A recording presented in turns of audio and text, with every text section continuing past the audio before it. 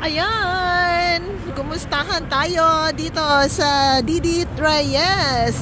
Andito tayo ngayon sa Paris. Ayan, ikot-ikot tayo kasi nandito kami sa sentro ng Paris kung saan ang mga shopping malls. Kaya yon, nandiyan ang aking BFF, kinunan ko at ako'y umiikot-ikot dito.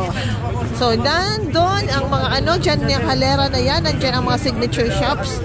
Yan. So, yun, tingin. Yan. Yung bus na yon, yan, sumakay kami doon kanina. So, ikot tayo. Ikot. So, kami daw ay tatawid na. Smile ka naman dyan. Oh. Smile. So, tawid na kami. Pupunta na kami doon sa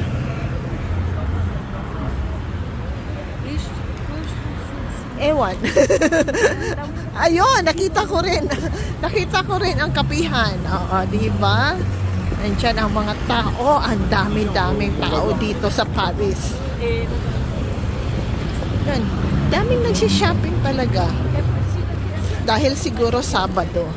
So, yan lang mga friends ko dito sa Didi Reyes.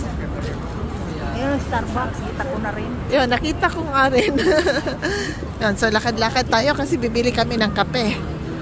Ayun. Nandito pala.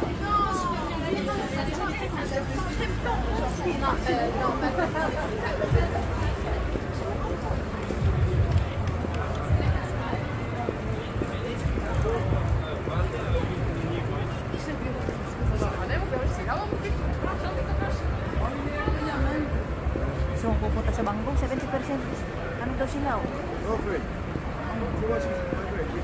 Okay, kuha kami ng kape dyan sa Starbucks.